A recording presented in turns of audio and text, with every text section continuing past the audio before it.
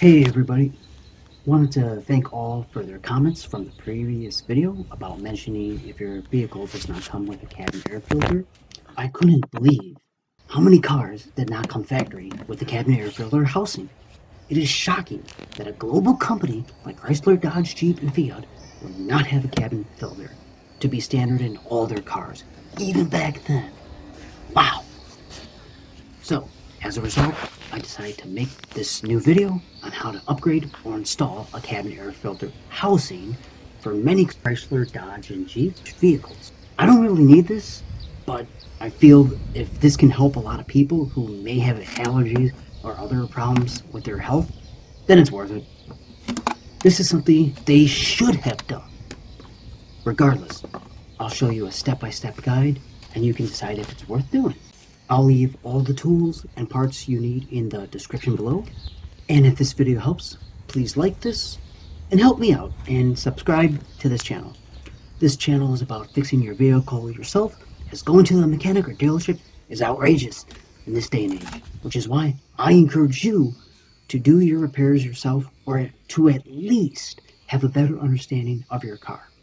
Anyway, let's get to it.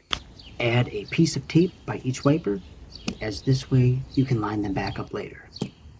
You have to remove both wipers, so first I'll remove the driver's side, grab a flat tip screwdriver with a thin head tip, go around and pry it out. Then use a ratchet with a 15mm socket to remove the nut. Fold it and push down and then up on the splines to release it. Do this on the passenger side as well. If you want to see me remove the passenger side wiper arm and some extra tips, you can check that video out in the description below. Now, towards the top of the cowl rubber plastic panel, you'll see what looks like a Phillips screw, but it's really clipped. So just get your flat tip underneath here, and then start turning it a little bit, and look at that. Kind of weird, right? And do that on the other side. Now grab a door trim pry tool or a pry bar and remove the 6 clips. Remember the clip on the bottom of this for reinstallation later. Once you take the clip off, this foam, slide it out. This is used just to, I believe, absorb the impact of when the hinge lands on here. Now continue to remove the rest of the clips. Slow and steady. You get just underneath the cowl bar. See that? Now, there we go. Nice and slow. Slow and steady. Don't want to ruin these clips. This should come off with ease. And wiggle this one out. Get it that way. Now, before we take this cowl plastic trim off, if you go right here, right there, put your pry bar here, pry this off. Also be careful when you do this because you are right by the glass.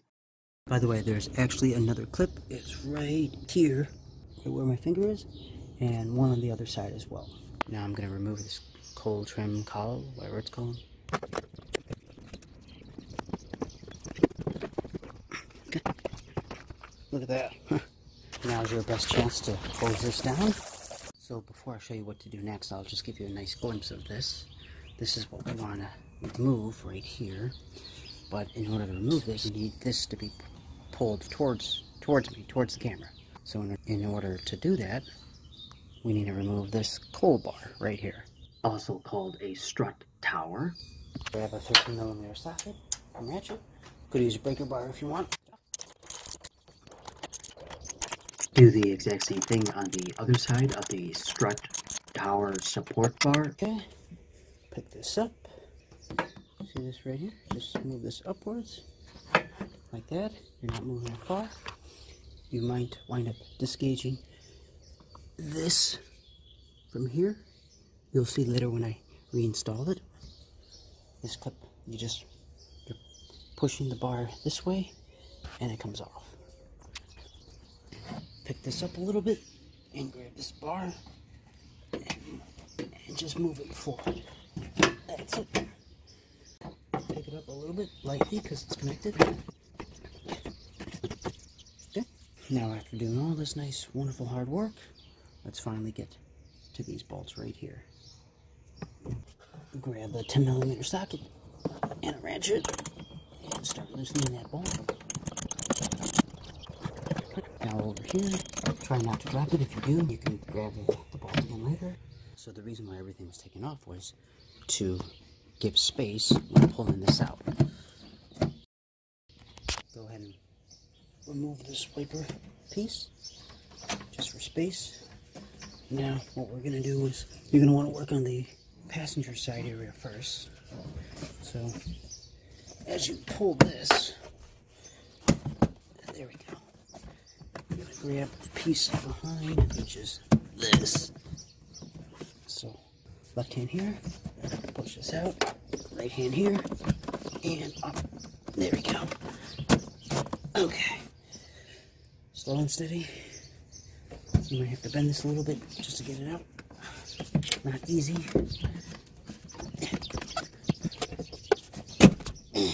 Okay, so once you're at this point, here's my little trick for getting this out. You want this to go up and down. So you'll see. So I want this area to kind of, my right hand, to push this down. And as I push it down, I'm snaking the backwards. I know that's weird, but there we go. That was the hard one. Okay, once you get past this point, it's free, see? Or at least this part is. Okay, now to get the other side, push this, and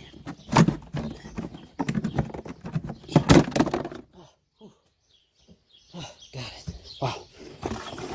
Oh my god, that was hard. Not easy. That's what my lungs have been getting all these years, huh? Shame. Pity Chrysler, Dodge, Jeep. Wow, look at that. Now that this is off, you can get a good look of it. See, that's why this all had to be moved, because you're dealing with space.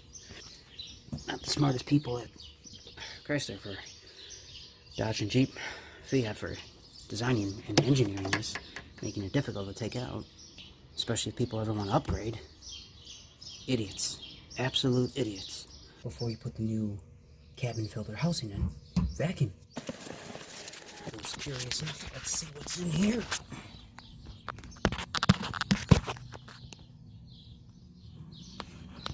Here's how the old cabin air inlet Plenum housing looks like. Wow, this is what is weakly captured?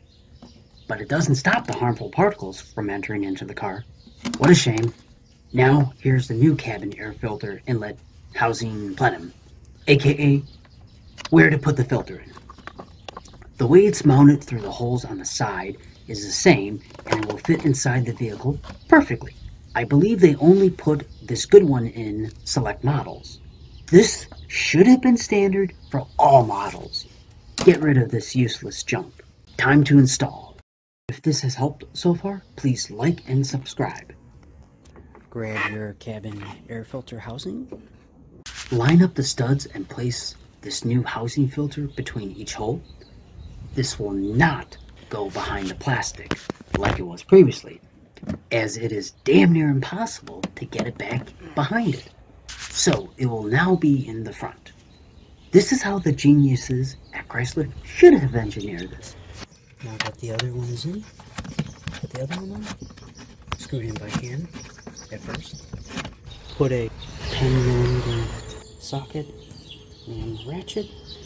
Be easier if you have a short, not deep, but whatever. Okay. Once it feels nice and tight, then stop. Don't keep going just until it feels nice and tight. You don't want to strip anything or break the plastic, anything like that. Once this feels nice and secured, we can start putting things back together. Okay. Grab the pole bar, also called a strut tower. Goes behind this, and then you can put this on top. Grab this. This goes up and over as well. Don't forget about this right here. There we go. One. Okay, cool. Make sure the coal bar or strut tower is lined up. Tightening them by hand at first.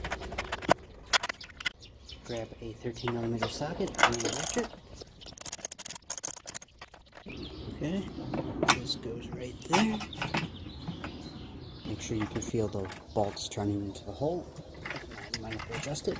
Just a 13mm socket and ratchet. Grab your coal molding. Once you line up the molding, go here, maneuver this in. Just get a pointed clip that goes in right there. Do that on the other side. Grab the wiper fluid hose, sneak that down in there.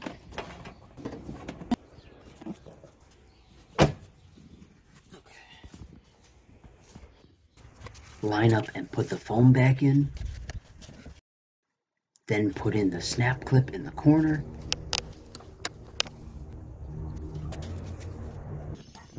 Then put in the remaining clips on the dash cowl panel. There we go. Grab this piece of foam, line it up. This is not attached to anything, at least not in this vehicle. It's just there to help absorb the shock when the hood is closed. Now to put this funky looking clip in. Just turn it. You just do a small turn. Do that on the other side. Okay, now to reinstall, grab your driver's side wiper blade arm and just see how this flex right here? Just push it in and it's in. Line the wiper blade with the tape, then screw the nut in. Go ahead and grab a 15mm socket and ratchet. Tighten it. Torque it to 13 foot-pounds or until it's tight. Okay. Then grab your cap, bob it on. Do this exactly for the other wiper arm. Remember to remove the tape. Now, the moment you've all been waiting for. Open this dash cover panel. There are 2 push clips. Open this flap door and place a cabin air filter in the air filter housing plenum. A cabin air filter helps better protect your lungs. It would be nice if this was as big as a Tesla filter, but maybe future OEMs will really think about your safety and health. Hooray! If this video helped, please like and subscribe to continue to learn more helpful tips for your vehicle. And share this video to others, especially those who may have health problems. This will take about 2 hours to do this upgrade, and you really need to decide if it's worth the time and cost to do this, as the part itself is expensive. Again, I'll put all tools used and the air filter housing plenum and actual cabin filter parts you need to get. Check it out in the description below. Mention in the comments what vehicle this upgrade will work on, or if you have any thoughts or comments for me, or to mention to other viewers. That would really help. Finally, remember to fix your car yourself and to make videos you think can help others. Thanks for watching. Now throw this old piece out and breathe.